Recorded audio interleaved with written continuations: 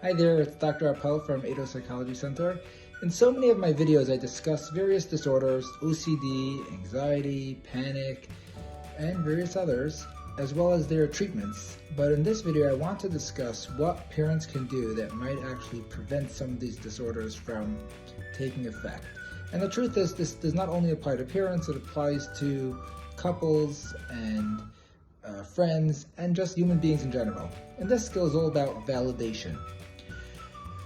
Validation does not mean, when you validate someone, it does not mean that you are agreeing with the factual content of their statements, and it does not mean that you agree with their perspective. All it means is that you get them. You get where they're coming from, you understand their point of view, and what they're saying makes sense within their experience of the world.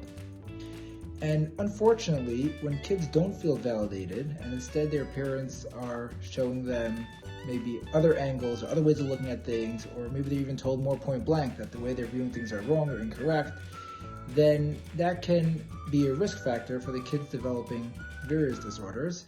And in couples, relationships as well, where one spouse is sharing their viewpoint and the other spouse shuts them down or explains why they're wrong, it can again cause stress in that relationship. And so being able to validate is a very, very important skill. And so I want to run you through a few quick steps so you understand how exactly to practice it. So the best way to practice it would be, if we were to take, let's say, a couple as an example, you would have one person be designated as the speaker and the other person is designated as the listener.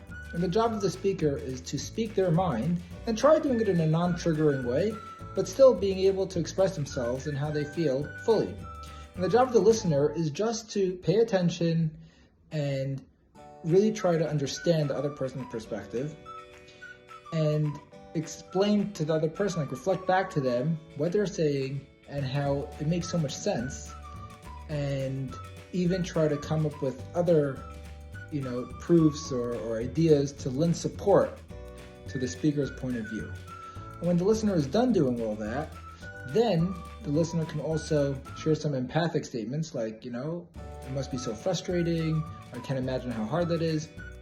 And then by the end, to really ask the speaker, if the speaker feels like they were understood, unheard, and if the listener fully got what the speaker's perspective was, and also if there's anything the speaker would like to then add or clarify or change.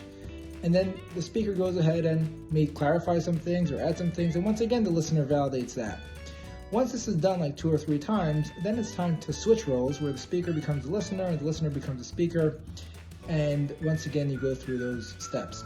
So if you're able to do this, as a couple or even as a parent in a one-sided kind of way, when your kid is speaking, trying to hear their perspective before sharing yours, and maybe half the time they didn't even have to share yours unless they specifically ask for it. But just to make them feel like their point of view makes sense within their experience, and how you get them and you understand them, that can go a very long way in making people feel much better and maybe even preventing some disorders from taking effect. Hope this helps. Try it out.